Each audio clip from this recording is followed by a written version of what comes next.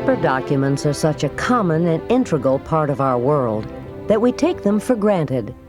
Until, that is, we are reminded of their vital importance to our lives when faced by their potential destruction.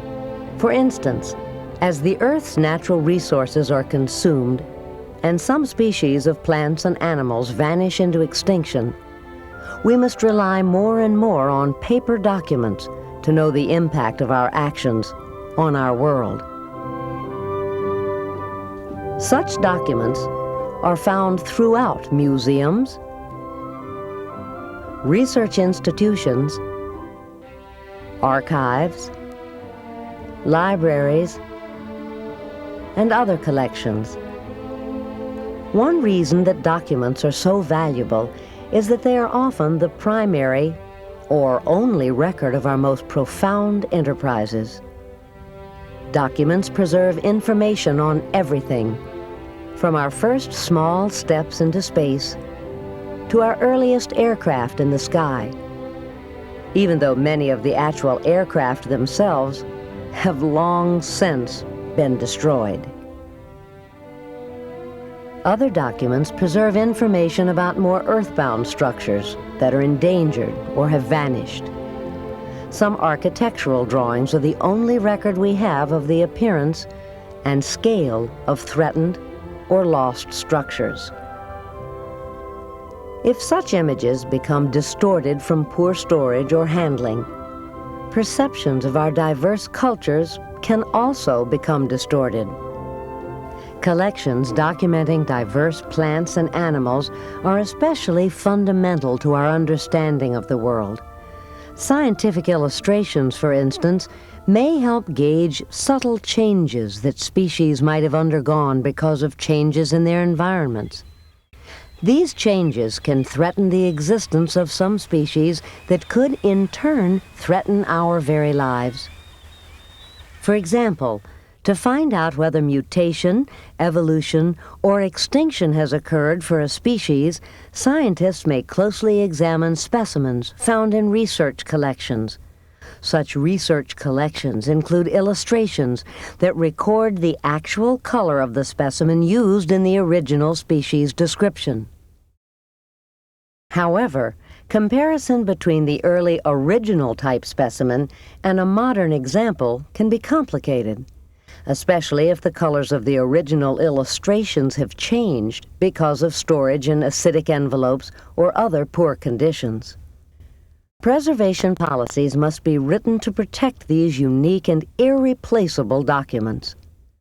Careful preservation planning can reduce the need for expensive conservation treatment or restoration in the future. Cost-effective preventive care procedures must be integrated into preservation programs, including conservation treatment, collection maintenance, research, environmental control, training, and duplication.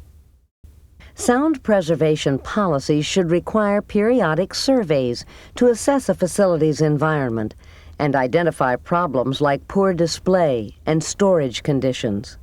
Preservation surveys should also prioritize collections by comparing their relative values, uses, and deterioration in order to target resources and funding for preservation efforts. Handling guidelines should be written to inform staff and users about which materials and methods are appropriate or not for storage, as well as for the display or exhibition of documents. Procedures for collections maintenance can include the replacement of harmful materials, as well as some light flattening and cleaning of documents. Appropriate preventive care can preserve both the longevity of the collection and the budget of the repository. From a point of cost efficiency, preventive care is far less expensive than the conservation treatment which becomes necessary once deterioration is allowed to progress too far. Even minimal resources can be used with maximal effect if administrators, collections managers, curators, conservators, and the users of the collections all work together to slow down rather than accelerate the deterioration. Preventive care is particularly important since documents can, besides evidential and research value, carry intrinsic information, which may be destroyed by deterioration or even by the then needed conservation treatment. Analysis of the techniques and materials involved in the production of the document and of subsequent changes to it may provide us with information well beyond that contained in the image or text itself. Moreover, we can deduce from these analyses how and how quickly the document may be expected to deteriorate. However, the quality of information extracted from documents by material science is only as good as the material care undertaken to protect the documents from change. Paper-based materials are found in many different types of collections, but they dominate the holdings of archives and libraries. In libraries, individuals trained in library science must also care for circulating collections of bound volumes. In archival holdings, archivists, who are usually trained historians, maintain the order and context of records of specific individuals and institutions. In both archives and libraries, paper materials are important for their informational value, in archives also for their evidential value, and in both occasionally for their intrinsic value. In museums, paper materials may be collected along with paintings, sculpture, textiles, and other artifacts. Paper-based materials can be important to curators and exhibit designers, not only for their high aesthetic or market value, but also for their research value in illuminating history. In research collections, paper-based materials have been considered of ancillary value by researchers, scientists, or collection managers who in the past were concerned more with artifact or specimen collections. But in fact, such documents are often the primary sources validating artifact or specimen collections. Documents can be defined as anything that records information, so there are a bewildering array of documents, although there are some clues to their identification. Documents come in many types of formats or forms and have various substrates or supports, as well as media or the material that forms the image. A document substrate might be cellulose, as in newspapers, or cellulose acetate or nitrate, as in slides or negatives. Media include colorants and binders found in ink manuscripts, silver in the emulsions of some photographs, or magnetic particles on audio and video tapes. Formats include single or sets of sheets, or bound volumes, like pamphlets and books, whose pages are joined by adhesives, staples, or sewing threads. Each of these various components of documents have inherent chemical and physical properties that change as a document ages and deteriorates. The strength of the substrate may be weakened, or the color of the media can shift. Such deterioration can be caused by chemical reactions involving acid materials, oxygen, and water vapor. Many documents are self-destructive from the moment they are made, since their chemical and physical components are reactive and unstable. This instability, inherent in some documents, is sometimes referred to as inherent vice. Paper made prior to the 19th century was relatively stable. For most of history, paper was handmade. Paper is made from a pulp of fibers originally derived from plants. The fibers are dispersed in water.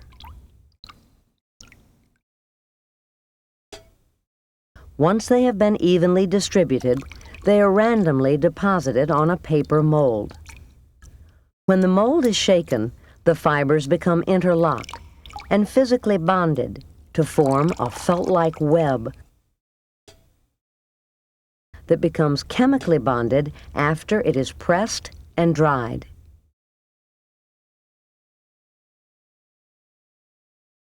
This early process of hand-making paper from cotton, linen, or bast fibers resulted in inherently strong paper. During the Industrial Revolution, machines were developed to mass-produce paper by casting pulp on continually moving belts. Fibers in machine-made papers tend to line up parallel to the length of the belt, weakening fiber bonding and creating a grain in paper that can cause the paper to curl, crease, or tear in this direction.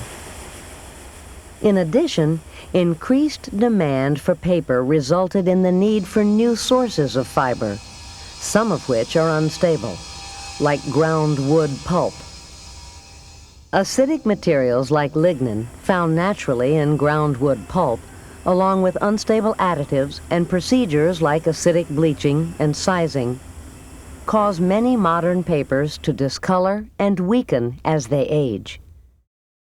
Ground wood and acid-sized papers are not very permanent or durable and can crease, split, and tear, particularly along the direction of the grain.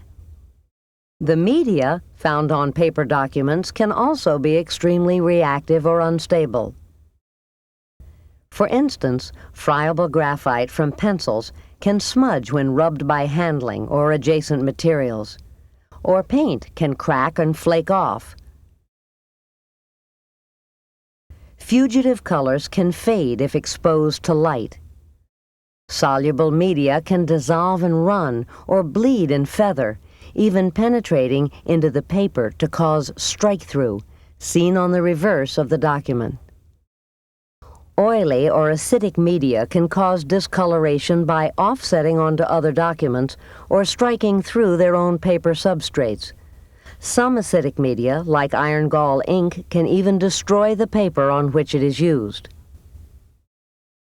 Documents composed of acidic materials must be separated to prevent contamination of their neighbors.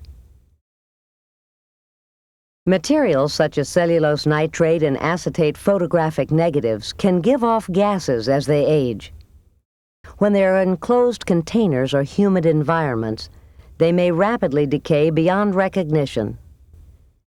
If they have begun to deteriorate, photographic materials should be copied to preserve their information for scholars. Duplication methods include making surrogate negatives or prints. These can then be scanned onto computers and the images distributed worldwide. The duplicate negatives, like the originals themselves, should be placed in controlled environments, such as cool or cold storage, in order to slow down deterioration. Duplication, which replicates only the superficial appearance of the original, not the physical or chemical makeup that authenticates a document, can nonetheless protect an original from unnecessary handling. Deterioration is accelerated by detrimental environmental agents, such as light, temperature, relative humidity, pollution, and pests. Light can cause oxidation, which leads to chemical changes that can fade or darken some types of paper and media and make paper very brittle. Document deterioration caused by inherent vice, such as sensitivity to light, can be accelerated by incorrect use, storage, and display. Only part of a document might be affected by the light if the document is partially covered by items laid on top of it. This is especially obvious in documents that have been matted. Display or exhibition of paper materials result in most of the excessive exposure to light that documents receive. Sensitive items should only be exposed to light that is filtered to block harmful ultraviolet radiation. Even then, light levels should be low and the documents exposed for only short periods of time. The relationship between the light levels and duration is reciprocal. The lower the level, the slower the damage. The brighter the light, the greater the damage. Damage caused by light is irreversible. Documents are also at risk of damage from lights when they are being used, examined, or photographed by researchers. This is because the heat produced by some lights can cause a rapid rise in temperature. This can cause the paper to curl as humidity levels change. Changes in relative humidity may alter the chemical and physical stability of paper materials. Special attention should be paid to documents having multiple layers of substrate and media. Each layer may respond to changes in temperature and humidity in different ways. This will result in uneven strains, cracking, and distortions of the image. An increase in humidity can cause cockling or a series of parallel ripples that distort the paper. Increased humidity and moisture can also cause blocking when papers with surface coatings stick together. When someone tries to separate the sheets, skinning or the random tearing of the thin surface coating that carries the image occurs. Both blocking and skinning are particularly a problem in books that have been damaged by water. Clay-coated papers are particularly susceptible. Paper manuscripts can be discolored and damaged by mold. Mold can grow on paper when the relative humidity exceeds 65%. Foxing can be caused by mold that attacks portions of a document containing metallic impurities left in the paper from manufacturing processes. Acidic materials in mats can cause matte burn, and wooden frame backs can cause slat burns. Acids in storage boxes with ground wood cores or wooden storage cabinets can volatilize and cause acidic discoloration in paper. Atmospheric pollution and dirt particles can circulate through unfiltered ventilation systems, contributing to discoloration and abrasion in documents. Insects, rodents, and other pests can cause various types of surface stains and losses. Immediate action must be taken to prevent loss of entire collections from active infestation caused by mold or pests. Infested materials should be isolated, and a fumigation expert experienced in collections should be contacted at once. In short, research, display, and storage areas should have light sources filtered against ultraviolet radiation to minimize light damage. The temperature and relative humidity should be kept as constant as possible. For example, around 70 degrees Fahrenheit and 50% relative humidity. The lower the light, temperature, and relative humidity, the slower the damage. Food and beverages should be kept away from collections since they can cause stains and attract pests. The most difficult pest to safeguard against are people. Documents can be irreparably marred, weakened, and distorted by indentations made from note-taking. The dirt and oil from our hands can cause fingerprint stains that are permanent, so touching any type of document with bare hands should be avoided. Clean white cotton gloves can protect materials that are especially sensitive, such as photographs or video and audio tapes, from damage caused by hand oils. Using fasteners, like some paper clips and staples, can weaken paper by causing holes, indentations, and rust stains. Trying to replace or remove documents stored in crowded containers can cause tears, folds, and creases. Force should never be used to remove or replace a folder or document. Rolling paper documents for storage can sometimes result in a series of parallel creases.